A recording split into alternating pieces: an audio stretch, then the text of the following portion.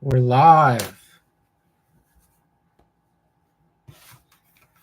I was reading this book, this one right here, because I always come back to this book or these books on karma when I start to get anxious and worrisome about what's going to happen in the future. Not really worried like in a bad way, just like annoyed and impatient and how slow things move. And as I was reading, I was like, I'm just going to read it on my YouTube channel because I think this is very helpful. And I didn't really want to read it with me on camera, but I can't figure out how to do it any other way at this moment. So this is the book. It's a very small book. I think I paid like $10 for it. Probably could get it as an ebook for free. It's called Karma and Karma Yoga by Swami Niranjanananda Saraswati. Niranjanananda Niranjanananda. I don't know. I used to be able to say it right. What is that? Written February 2010. This is a lecture, actually. The origin of karma. The word karma comes from the Sanskrit root krit, which means performance of an action. Both kriya and karma are derived from the root krit. Kriya means activity, and karma not only means action, but also manifestation. Generally, people translate the word karma as action, but in actuality, karma is manifestation of human nature. It is something which is expressed spontaneously, naturally, and unconditionally, and this entire creation is nothing but manifestation of karma. The entire creation, the entire universe, the entire life is manifestation of karma, and the seed of karma in creation was planted by the cosmic will. So you can see why I would come back to this book for that reason.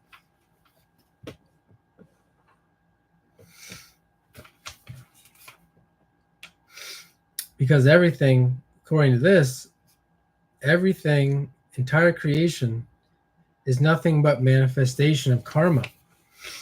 Imagine the unmanifest dimension, and from there move outwards towards the manifest dimension. Where does karma originate? When there was nothing in the world, just infinite, eternal space, creation did not exist. Then there was only a thought, and that thought was wrapped up in space, and space is considered supreme with a capital S. The Vedas say Kam Brahman. Kam refers to the space element, and this space has been called Brahman, supreme, as it is the basis of all other elements and evolutes, and is ever expanding. In that eternal space, a pulsation of energy takes place in the form of a thought, an idea. I am one. I want to become many. The emergence of this vibration in space indicates the beginning of the karmic process. The seed of karma is planted with a thought, a vibration, and the thought contains the desire for multiplicity. How will one become many? Through what method, what act, what expression? The moment you think many, you are implying multiplication, and multiplication is an action. It is creation, performance, expression. Therefore, the basic seed of creation is karma. I want to see myself in myself. Once the seed is planted, then to give it a manifest form, energy is released. So this is another reason why this idea of manifestation is in the moment is typically, or in the present is typically not a real thing.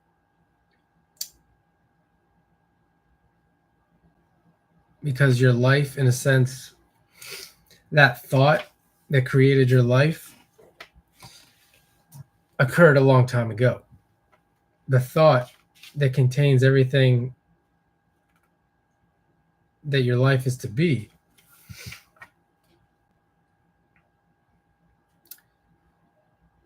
energy and consciousness are the two eternal principles of life.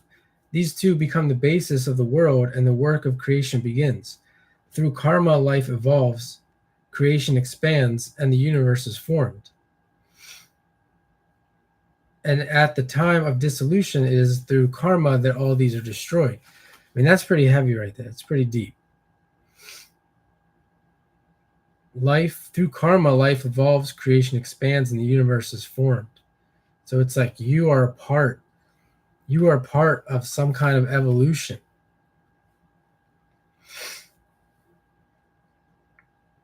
Some kind of expansion. You're expanding is part of an expansion that really you're just a small, tiny part of.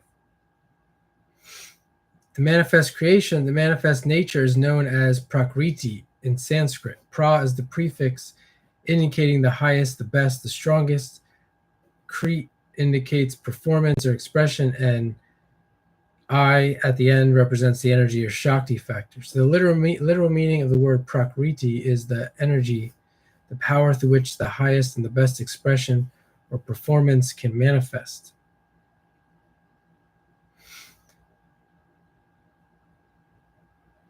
So I guess what he's saying is that you are sensed here with this Sanskrit word, Prakriti, the highest, the best, the strongest expression or performance that can manifest.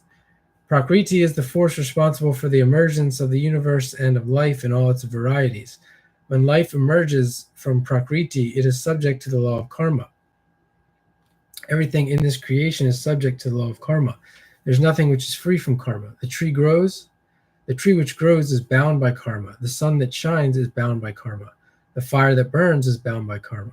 The wind that blows is subject to karma. Animals are subject to karma. Insects fly and crawl because of karma. Human beings live because of karma. The universes, galaxies, and planets are created, survive, and destroyed because of karma. It has been said in the scriptures, samsariti iti samsara. That which crawls, that which moves is samsara. The indication of movement here is connected with kriya, and kriya and karma are the laws of creation.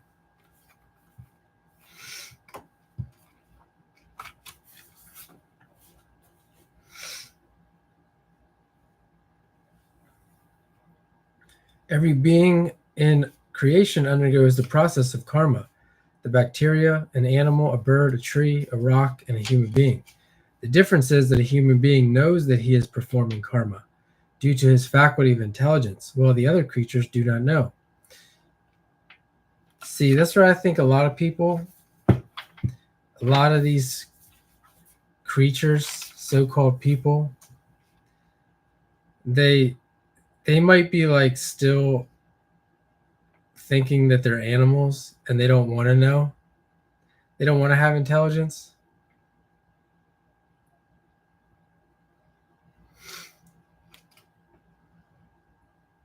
Ignorance is bliss. That's right. You want to be in a blissful state of ignorance, then go back to being a bird. But this understanding is faulty. We are aware that something is being done by us and call that doing karma. We associate karma with the senses and believe that karma is performed through the agency of the senses. However, karma is not performed by the senses. The principle of karma makes the senses perform the appropriate karma required in life.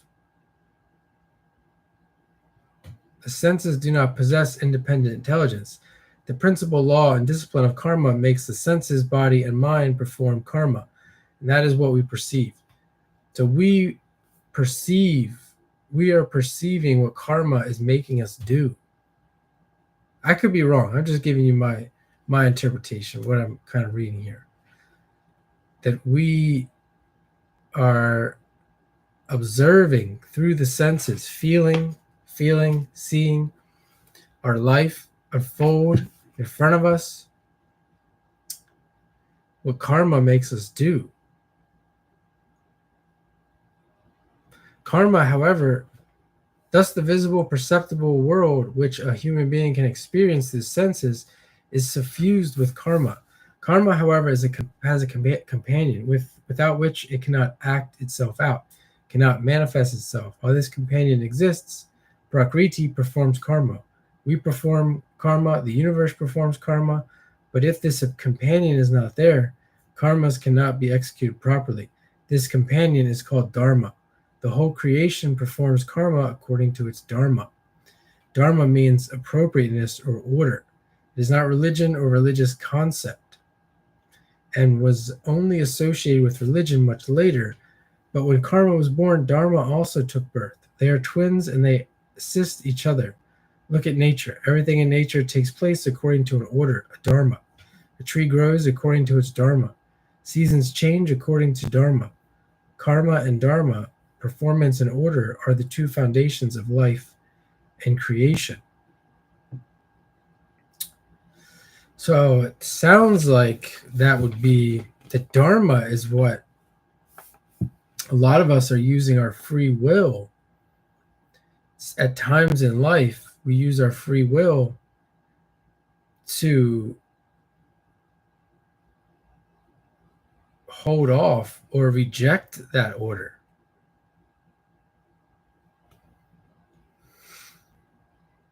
And when we do that, there's consequences usually over a long period of time. And then we can, through karma, eventually realize what our dharma is, what the order, action and order is, and bring them together in a state of harmony.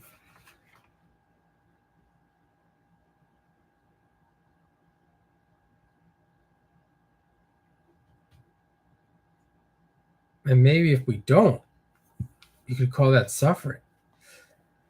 How do we understand karma in the manifest world? It is not actually necessary to understand it in the unmanifest dimension, as karma is only an expression of knowledge there. We don't need to know the how and why of that. What we need to understand, what we need to look at is our own life. I've heard people say that I know that aren't into, they don't want to talk about astrology. They don't want to talk about these so-called spiritual things. And this is what they say.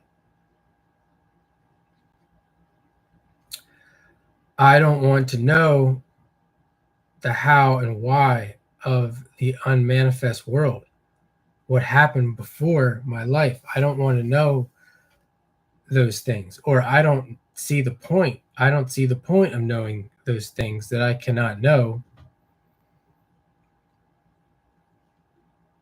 before my life and after my life. They don't see the point. They don't think that you can know what happened before and after.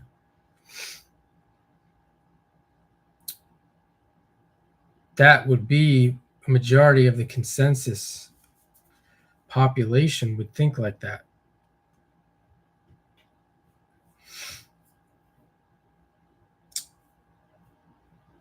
Then he says, what we need to understand, what we need to look at is our own life. And they would agree with that. Some people don't even want to do that. The karmas that are appearing and guiding each and every person, we are able to handle our own life. Then it is not difficult to understand. The karmas that are appearing and guiding each and every person in their life need to be understood and handled. When we are able to handle our own life, then it is not difficult to understand the principles of karma in the unmanifest dimension. So how do the karmas manifest their own life? The software of karma.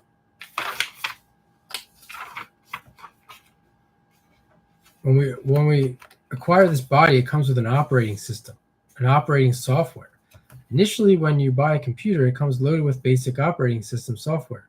Windows or Apple. It is the basic software which allows you to feed in other softwares to make them and the computer itself useful. In the same way, this life is an expression of karma, and karma comes with a software to facilitate its expression in life. For example, a hotelier will use the software which is appropriate for hotel management. The hotel software gives the number of rooms, the number of beds, how many people have come and gone, whether they have paid or not, what they have had at the restaurant, and so on. The hotel software is specific to hotels. Business software is specific to business, and on and on. In the same manner, the basic operating system software with which we have come into this life is karma. The operating system software of karma contains 4 different back-end softwares. Basic instincts, then he names the Sanskrit words. Basic instincts, or craving, sleep. Basic instincts, craving, sleep, insecurities and fears, and gross sensuality and sexuality. So everyone has their own unique sleep. I guess that's what he's saying. Cravings, insecurities and fears, and sexuality. So it's like you might come in with this karma of having certain fears, and that is a software. It's been installed in your operating system. The second backhand software of karma is the nature, the character that our mind expresses in life. So then we have our character. You could say like astrology shows the character, or these systems that people come up with. Can't think of any off the top of my head. Like Leo has a type of character, or Aquarius, etc. The third backend software is impressions that we carry forward from the past, and that's what you can't really see, but you know it. You know it by the consistency of it in the present. And the fourth backend software is performance of the senses.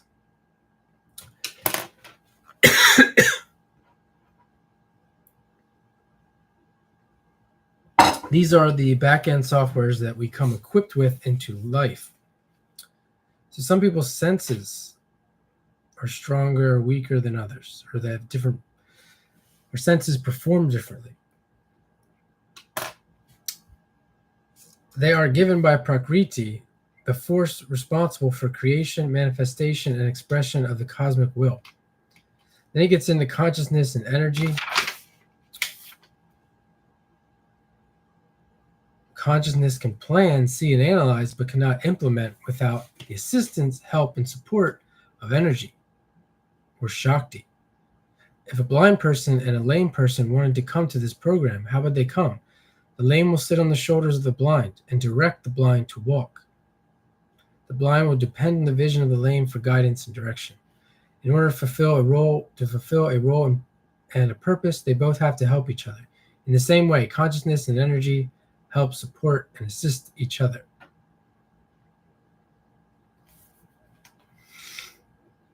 Everything has its software, including trees and animals,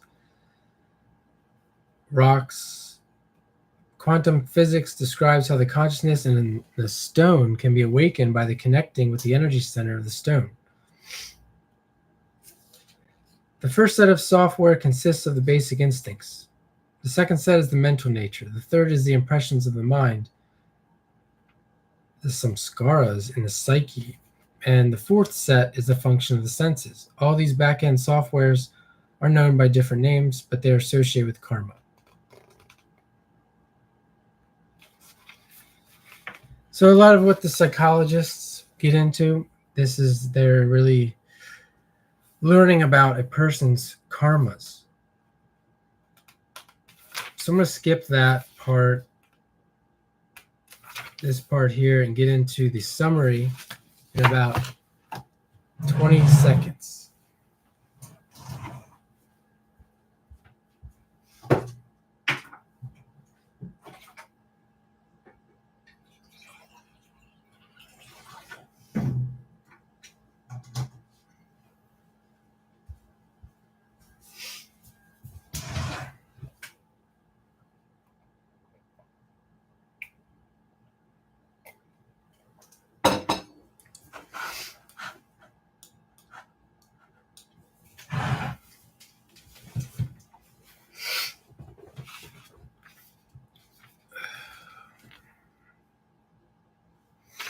In summary,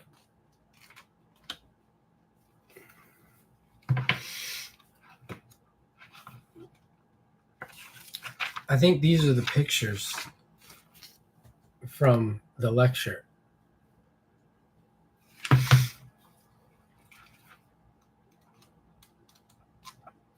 Cosmic karma. The entire creation, the universe, the galaxies are the result of cosmic karma. It is a karma arising out of interaction between consciousness and energy, which is eternal and all-pervasive. In consciousness, there is generation of idea, thought, and expectation. We are an outcome of that cosmic interaction, which took place in remote antiquity before creation. See, this is what people don't believe. This is where people don't read this stuff with an open mind. They don't want to know.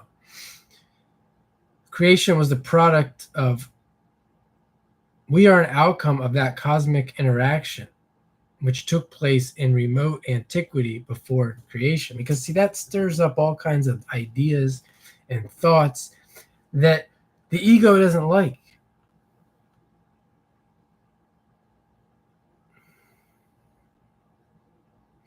Creation is the outcome of karma, which is cosmic in nature, and as limited beings, they don't like to hear that either, that term, or those two terms together. Limited beings, we cannot understand the logic or reasoning behind the cosmic karma. It's not logical to us. The fact is that we are here because of that cosmic karma. In the final conclusion, we are not the masters of our life. That is the conclusion given by the scriptures and the saints. Thus, karma means expression. It does not just mean action. Everything that is being experienced and expressed in life is karma. The second point, software of life. We are not the doer. We are only the actors. We act according to the software which governs life. The example of a computer illustrates this. A computer comes with one simple operating system. Its hard drive is empty. Only the operating system is there. The operating system also keeps evolving. Once you receive the computer, you can install the required software to meet your needs. If you are a movie director, you need to have the appropriate software with which you can create movies. If you're a scientist, you need to have the right software to assist in your calculations. If you are a hotelier, you need the specific software to manage your hotel. Different additional softwares are installed according to different needs, but originally it came with a basic operating system. In the same manner, in this life, we have also come with a basic operating system. Number 3, the operating system. The first component of the basic system software are the 4 instincts. They are responsible for creation of karmas in this life. Craving is an instinct which creates karma. Sleep creates karma. Sensuality and passion are responsible for the creation of karma. Fears and insecurities are responsible for the creation of karma. See, can you really get rid of these things? I would argue that you cannot. It's very difficult to get rid of sleep. And if sleep creates karma, you will continue to create karma as long as you sleep, according to this. The second software is the inherent nature, which does not change. The nature of a lemon tree is to produce lemons, not mangoes or bananas. The nature of a mango tree is to produce mangoes, not apricots or oranges. The inherent nature in a personality will always manifest. If you are aware of your nature, if you transcend it, you will know one aspect of karma, whether you are arrogant, humble, and complicated, simple, enlightened, materialistic, sensitive, strong. You know what your nature is. This is a major karma you have been living. See, some people will make you feel shameful for your karma. Think about that. Think about that. You're feeling shameful for one of your karmas that you have to act out in order to get through this at some point. you are being blocked. In that sense, you are being blocked from moving forward. It seems like this is very common, at least in my world. The third software is samskaras, the impressions within the consciousness which we receive as a package and which become the building block of our life. That is the third operating system.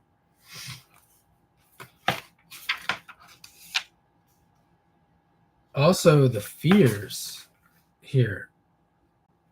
Fears and insecurities. There's so many things that are set up, it seems, that are set up to protect our fears and insecurities. That's another block.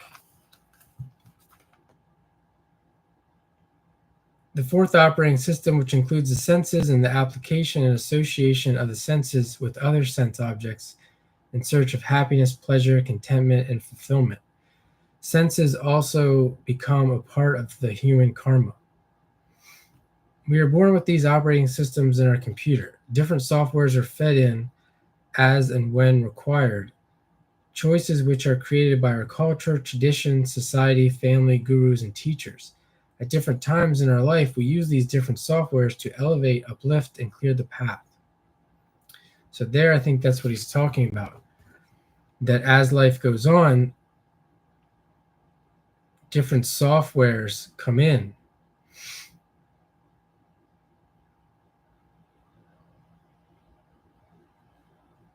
to our awareness, to our operating system, which would be, I guess, accepting certain things into our awareness. And that clears the path to act out our karmas. We receive a basic operating system at the time of birth, which we live here in this life.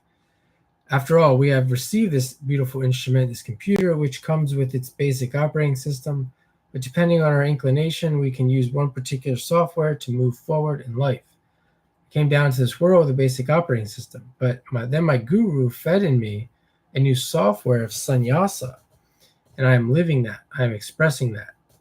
The basic software allows me to live and experience life, and the new additional software allows me to express myself as I would like to see myself. It inspires me to reach that point where I can be myself. So maybe you come into life, maybe it's not so grandiose. You come into life and you go to school to be a teacher, a school teacher. You can look at your astrological birth chart. That's your basic software. And then you insert the elementary school teacher guidelines, etc. All it takes to be an elementary school teacher in your country. Now that you have that software, you can express, you can live out your original software to be a teacher of young people.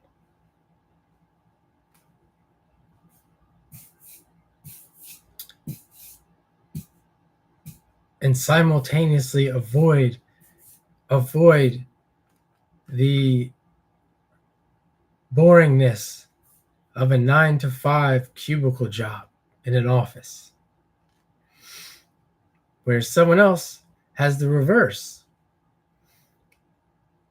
They might even just forget about going to college. They might just go through primary school, just grow up in order to insert that software into there, in order to go through this boring daily routine for some reason, to provide, I guess you can say, just at a basic level, to provide for their family, to provide for their basic existence, which most people are probably living in that state. And if you talk to them, that's not going to change. That's what their program is. And their senses, their senses, the energy that infuses their senses really only permits them to do that. They don't even have the energy to do anything else.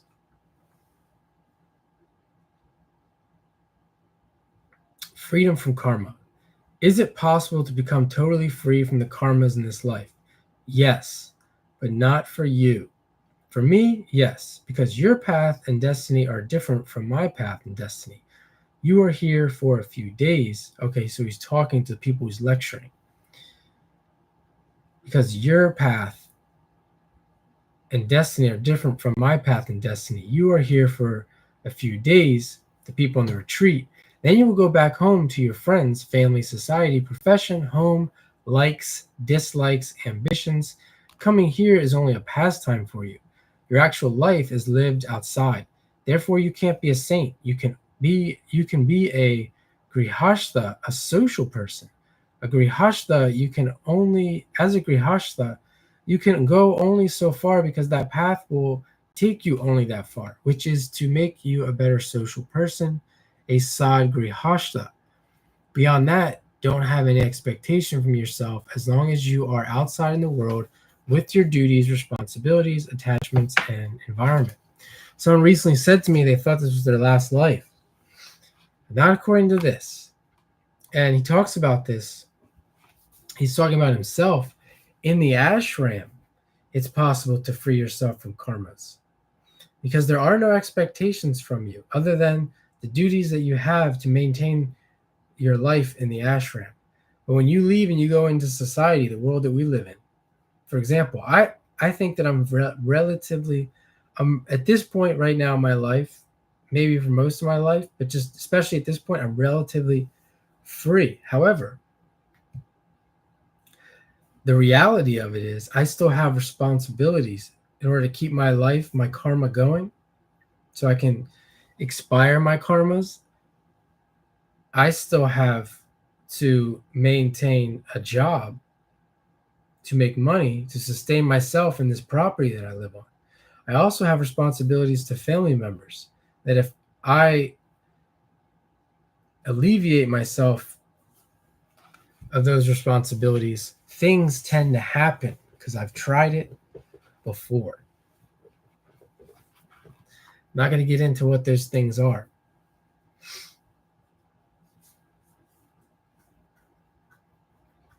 But if you go to the ashram and everyone knows that you're there for that reason, it's a different story.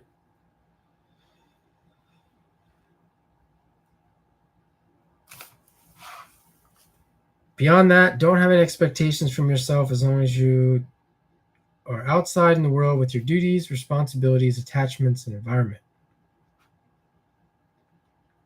I think that's why people go off grid too. They go off grid and then they don't realize what they're doing, especially if they go off grid by themselves with just one person. And they usually come back, is from my understanding. It is incorrect and inappropriate to presume that a grihastha can become like a sannyasin.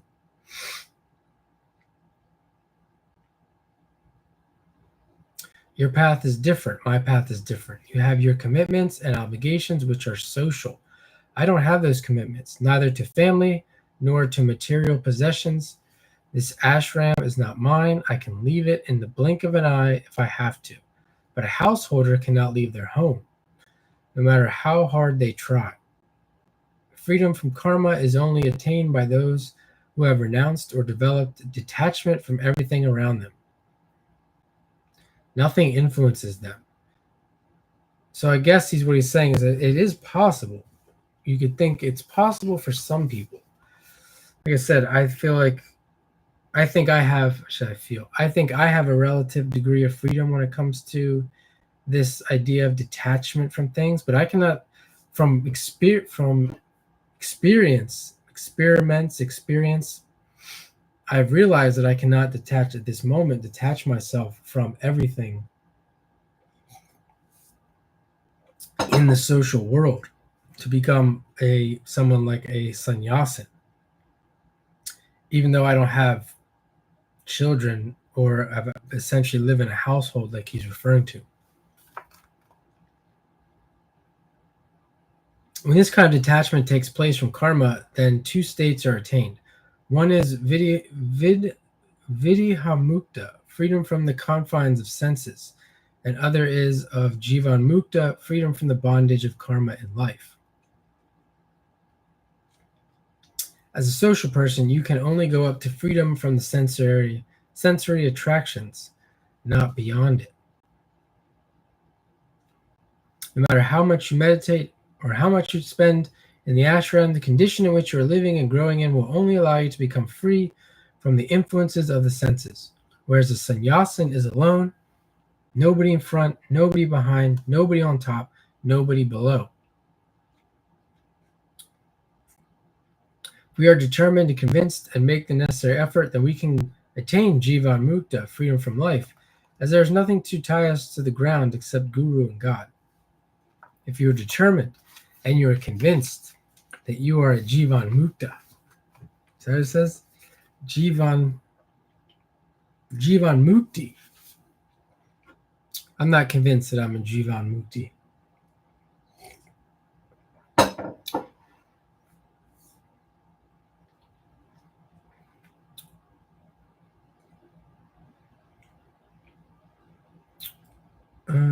Swami Satyananda proved that. He was free from his karmas in the year 2003, and for 6 years he lived as a Jivan Mukta, a person whom life or the attractions of life cannot bind or hold anymore. The state of abhinavesha, the fear of losing one's identity and dying. This indicates a state of mind where you have overcome the state of abhinavesha, the fear of losing one's identity and dying. Nobody wants to die. Everyone fears death, forgetting that birth is one spectrum of life and death is another spectrum of life. I don't know that I'm Swami Satyananda. I wouldn't say that I've extinguished that completely, but probably closer than most people. The state of abhinavesha, the fear of losing one's identity and dying.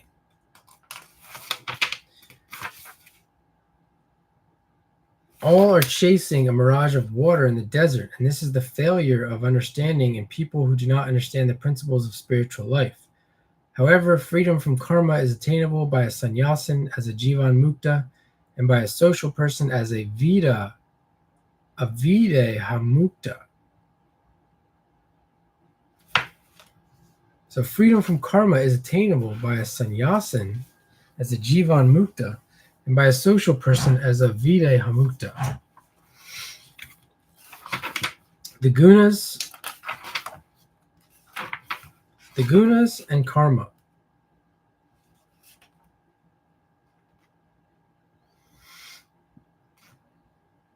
Here's where it gets interesting. The 3 gunas, or qualities, sattva, rajas, and tamas, are samskaras, sensory interactions. Swabhava and instincts can be sattvic, rajasic, and tamasic, or a mix of 3. These support the basic operating system. So I'm not going to read this now. I'll read this in the next video. Maybe I'll come back later tonight. But this is, I think, where he gets into, it's kind of like motivation, I think. Where you see people in a tamasic state, where they're just not doing anything.